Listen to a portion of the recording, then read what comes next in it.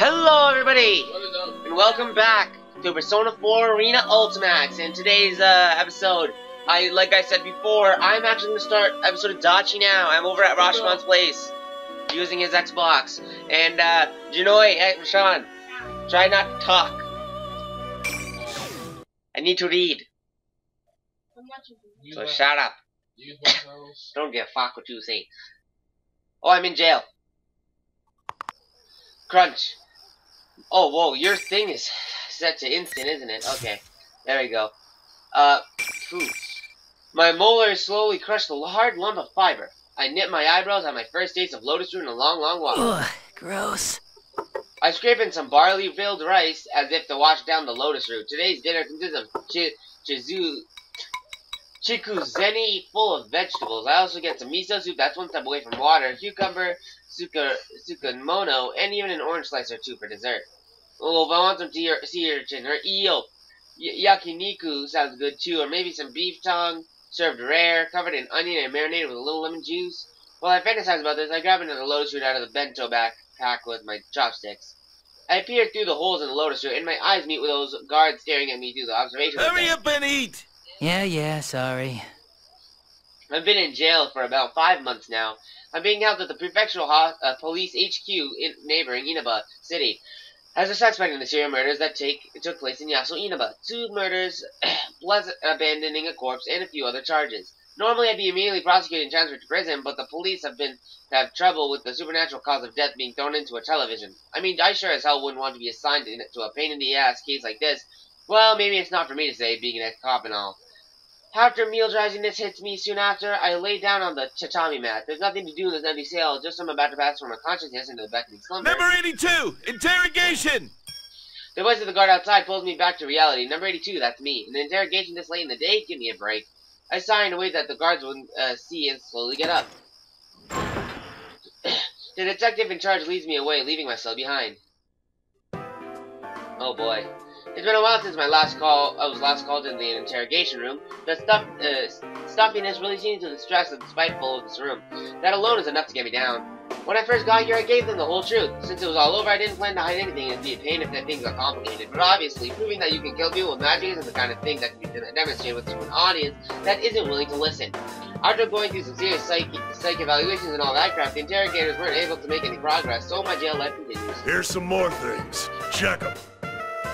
Today they want me to go over some evidence. I plop my ass down to the uncomfortable stool, and a young detective lines up several objects on the table. These are the 3 pieces of evidence. This is a replica gun that's been modified to fire real bullets. Oh yeah, that was in my closet. I brought this when I first joined the police force, and I was frustrated when I didn't get a gun right off the bat. And this, a digital audio player. I wanted at a New Year's Eve bingo game. Then tossed it out somewhere and forgot about it. Where the hell did they find it? And that is a large plastic TV. It's big enough to easily shove someone through, but I've never seen this TV before. In other words, it's irrelevant to this investigation. It's pretty damn evident that there's no evidence to find. I've got nothing more to hide, and I've told them so. And yet, they still manage to dig up more junk. They don't even realize that they're wasting their time. None of them are related to the case. I mean, I've said this many times before, but I've already told you everything. Shut up! No back talk. Just check them all. The detective pounds the table with his fist, probably into an attempt to intimidate me. Ha! What losers. My game's long been over. What good would it do to me to lie now? The reason you can't assemble a case against me is because you're idiots. And I have to sit here and waste my energy dealing with you morons? Why don't you use your head a little? I make a show of it, pretending to look at the so-called evidence again, and the detective lights a cigarette. Seriously. Between Adachi and Dojima, is anyone at Inaba PD not a dumbass? Dojima-san? Ryotaro Dojima. You know him real well. Rumor has it his position at the station's shaky because of you. A real cop wouldn't have the balls to show his face at the station if one of his men got sent up for murder. The detective with a cigarette blows some smoke in my face. I get this kind of treatment every day, and this is one of the less severe acts of hostility I've faced with that. Since I'm an ex-cop, the police are merciless when they interrogate me. On top of being in restraints from morning till night, if I start to doze off, I get some water to the face. The verbal abuse is constant. If I say something, I get yelled at. If I stay quiet, I get yelled at. It really impresses me how much energy they have. They're probably pissed at how long this case is taking them, but they can't blame me for their incompetence. Seeing that I don't have much as move an eyebrow, the detective lights a second cigarette and laughs mockingly. You know, I felt sorry for him. So out of kindness, I told him during the investigation. I said, I'll make sure to dispose of your no-good man, so don't worry about that. And what does that bastard do? He suddenly grabs me by the collar. I almost ended up having to submit a written apology. Talk about a blunder. It ain't nothing to laugh about. What do you think he said, huh? He can settle matters for himself without me asking you to do it. What a bunch of shit to say about a killer.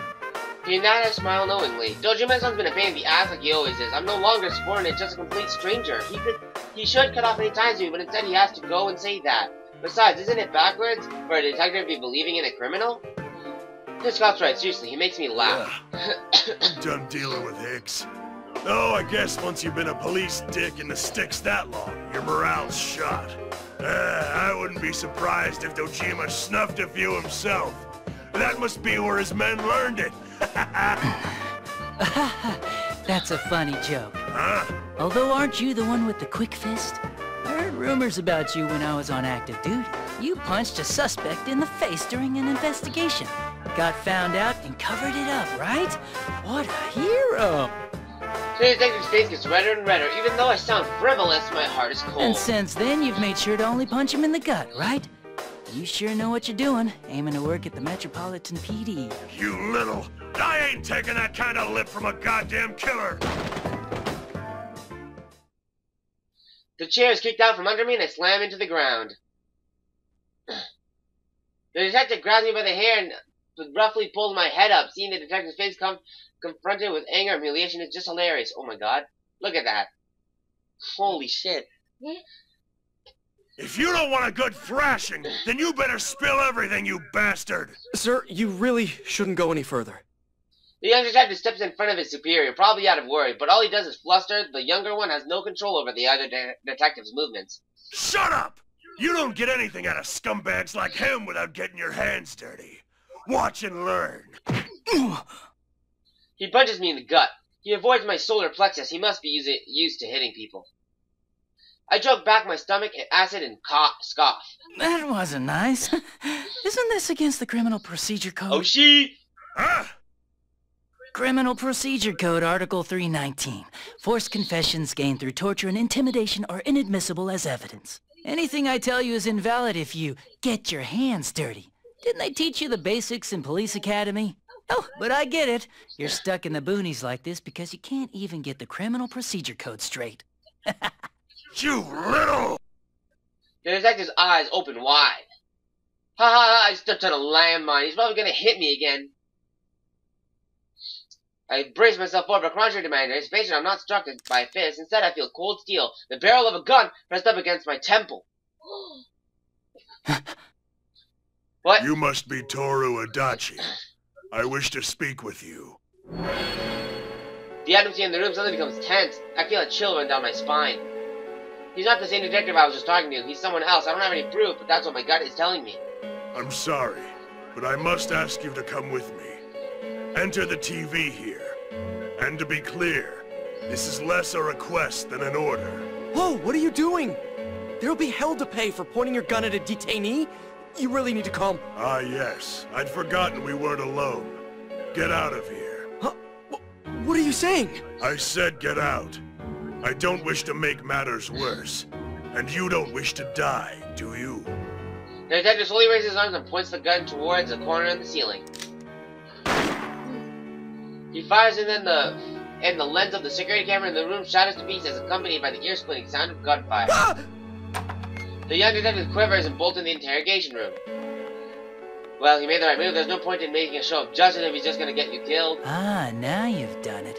So, who are you? You'll find out when we meet. Enter the TV. You should still be able to do that. Without changing expressions, he pushes the gun into my back. If I try to resist, he'll pull the trigger without hesitation. I can feel the danger in the air. Disobeying him would not be a wise plan right now. I walk towards the TV that he had brought in as evidence.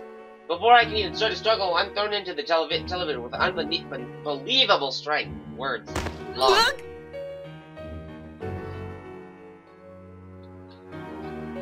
Shit's going down. I feel a strange floating sensation, as if gravity has lost its hold on me entirely. Just like old times. Yeah, I know this feeling, and I know what's waiting for me at the end. What now? I sigh slightly as I fall head first.